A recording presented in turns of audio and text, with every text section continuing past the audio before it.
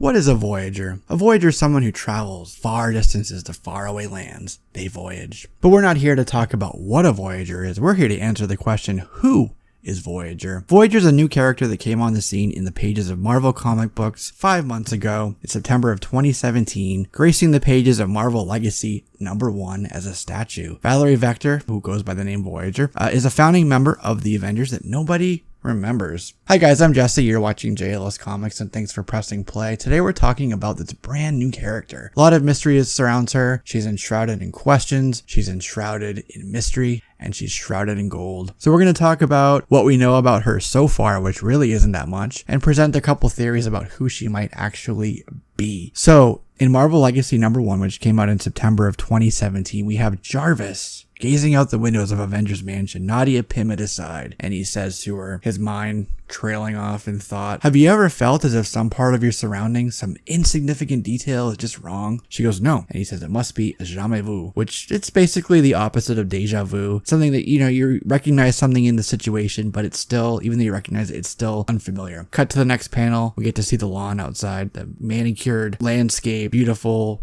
gardens outside of Avengers Mansion, and we get that iconic, infamous statue with the founding members of Avengers, and who's on it?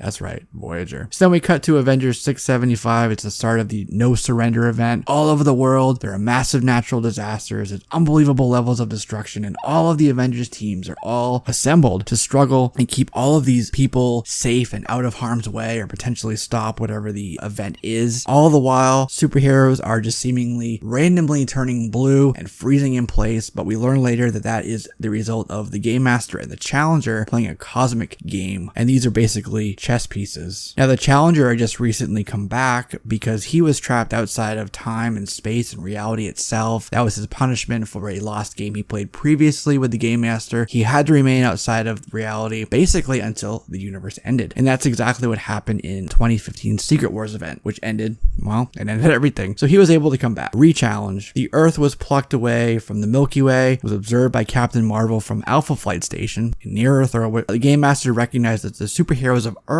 had bested the Celestials. They had done all these cosmic threats, keeping them at bay. They even turned Galactus from a world devourer into a life bringer. So these people were chess pieces, one of which very soon we will see is Bruce Banner. So back on Earth, an alert goes out to all the remaining Avengers, like literally anybody, whether you're active or inactive, report for duty. Quicksilver thought it was Rogue, but they hear a voice in the sky.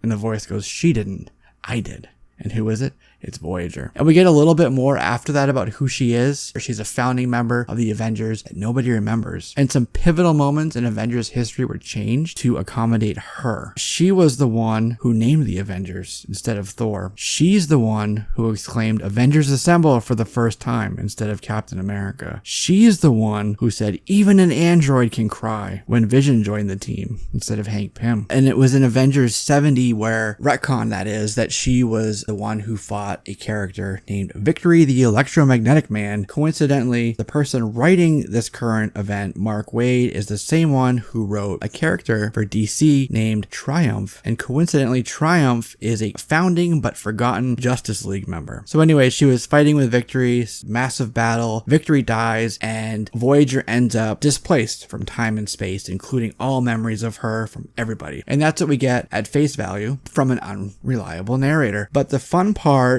is who she might truly be. There are a few potentials. Kobik was a SHIELD project, above top secret black project that took some fragments of the cosmic cube to warp reality, to make it what they want, make Pleasant Hill, but the fragments wanted to be together. They just violently merged together to create one sentient being that took the form of a human child, and this human child went by the name Kobik. So perhaps Kobik herself created a new form in that of Voyager, or perhaps she created a new character for this reality, which would be Valerie Vector. Another option is Valeria Richards, genius level, really powerful daughter of Dr. Reed Richards, member of the Fantastic Four. She voyages, keyword there, through space and time with her family. At the end of the Secret Wars event, they went off to create new universes, and that was the same event that brought the Challenger back, who fought the Game Master. Another option very closely tied to that would be, and the name sounds very familiar, so what if instead of Valerie Vector, we have the daughter of Dr. Doom,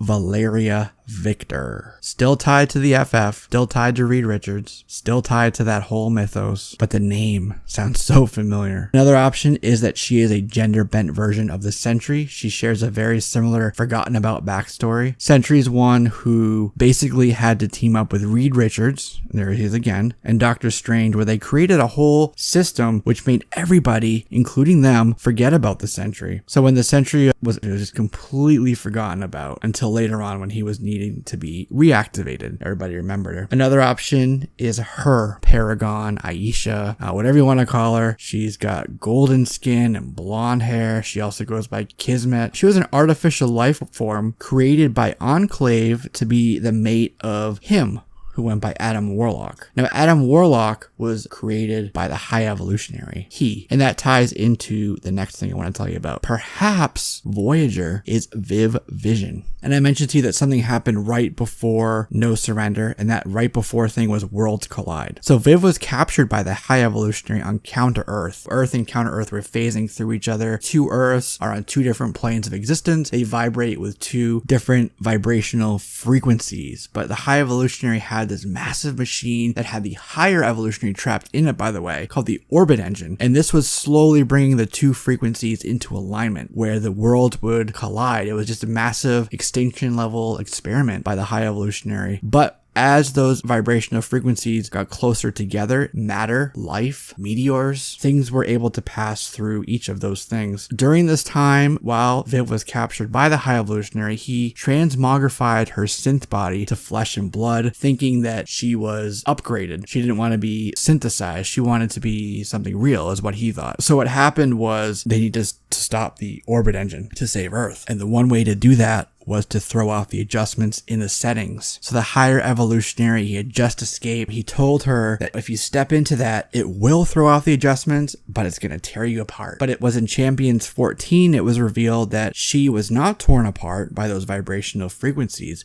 She actually went to a different plane of existence where the High Evolutionary was located, and he was just pure energy, nothing of matter. And he actually said to her that they are now as one. And because she was on this plane of existence, perhaps she was pure energy, and that's something that he could have pulled apart. He could have molded it. He could have taken some for himself. He could have sent a Vision back. Well, Vision did show up back on Earth where Vision had already made another synth to replace Viv, but maybe that is an imposter. Maybe that's somebody that is just a piece of who Viv is. Or perhaps it was Viv, or perhaps it was Valeria trapped outside of space and time, and as their adult form came back into our normal time stream and was able to interact with us, having aged, but outside of our time stream. And then the last option I have for you is that maybe she was just a brand new character. Take that at face value, that narrative that came along with the story, that she's just truly a new character. But that's what I have for you, the options, what we know about her so far, her powers, which are flight and portal fields, possibly so much more. But like I said, she is just shrouded in mystery. We don't know a whole lot about her, and I'm sure we will in the coming days